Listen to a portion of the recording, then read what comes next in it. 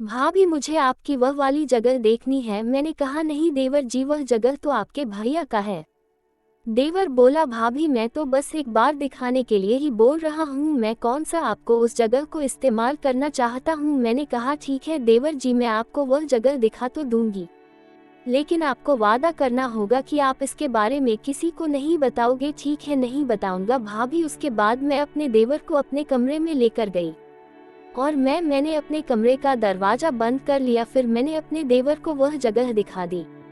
Hello दोस्तों, मेरा नाम शीला है और मेरी उम्र 28 साल है। मेरे पति फौज में नौकरी करते हैं और मेरे ससुर जी भी फौज में थे, इसलिए हमारे पास पैसों की कोई कमी नहीं थी। हमारे घर में हम 3 ही लोग रहते थे, मैं, मेरे पति और मेरा देवर। मेरे देवर का नाम अंकित है और वह अभी स्कूल में पढ़ता है। मेरे पति जब फौज में चले जाते थे तो घर में सिर्फ हम देवर भाभी ही बचते हैं। मेरी शादी को अभी 9 साल ही हुए थे और मैं हर वक्त अपने पति के पास रहना चाहती थी, लेकिन ऐसा हो नहीं पाता था, जिसकी वजह से मुझे हर वक्त अजीब सी फीलिंग का एहसास होता था। ऐसा लगता था जैसे किसी मछली को पानी से बाहर निकालकर छोड़ दिया गया हो। मैं अपने पति की याद में तड़पती रहती थी। मेरा देवर वैसे तो अभी बच्चा ही था, लेकिन फिर भी वह मुझे बहुत हैंडसम लगता था और मेरा दिल करता था कि मैं उसे अपना सहारा बना लूं, लेकिन फिर मैं उसकी उम्र को देखकर अपने आप को रोक लेती थी। लेकिन फिर मैंने देखा कि मेरा देवर जब भी उसे मौका मिलता तो मुझे छिप छिप कर देखता रहता था, जिसकी वजह से मैं भी समझ गई थी कि वह सिर्फ दिखने में ही बच्चा है। अब मैंने उसे ढील देना शुरू कर दिया और उसे खर्चा करने के लिए पैसे भी देने लगी ताकि वह मेरे साथ दोस्ती कर ले और जैसे मैं चाहूँ वैसे ही रहे। धीरे धीरे मैंने अपने देवर को जितना वह चाहता था उतने पैसे देने शुरू कर दिया।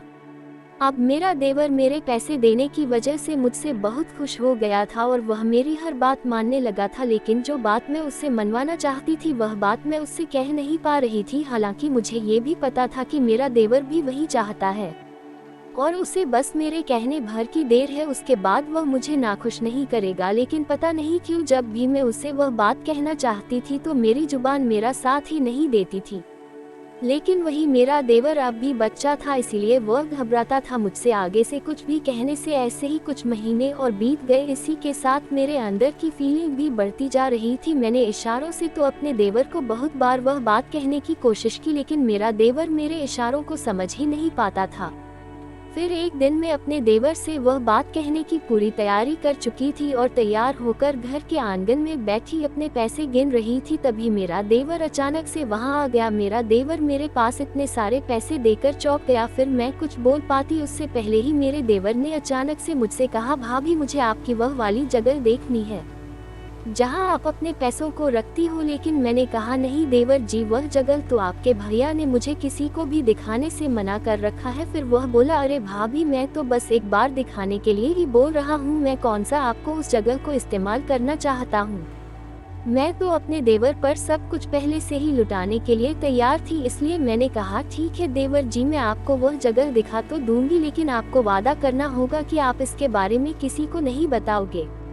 उसने कहा नहीं बताऊंगा भाभी। उसके बाद मैं अपने देवर को अपने कमरे में लेकर गई और मैंने अपने कमरे का दरवाजा बंद कर दिया, क्योंकि मैं मेरे पैसे अपने कमरे में एक छोटी सी छिपी हुई अलमीरा में रखती थी और उसके अंदर बहुत सारे पैसे रखे हुए थे। फिर मैंने अपने देवर को वह जगह दिखाई तो मेरा देवर चौंक गया, क्योंकि वह जगह बहुत छिपाकर बनाई गई थी। हालांकि मेरे देवर ने उनमें से एक भी पैसा नहीं लिया। उसके बाद हम लोग अपने कमरे से बाहर आ गए और मैंने आज किसी तरह मेरे देवर को अपने दिल की बात कह दी, जिसे सुनकर मेरा देवर खुश हो गया और मान भी गया। तो धन्यवाद दोस्तों, उम्मीद है आप लोगों को हमारी यह प्यारी सी कहानी पसंद आई होगी। वीडियो पसंद आए तो लाइक करें और चैनल को सब्सक्राइब करना ना भूलें।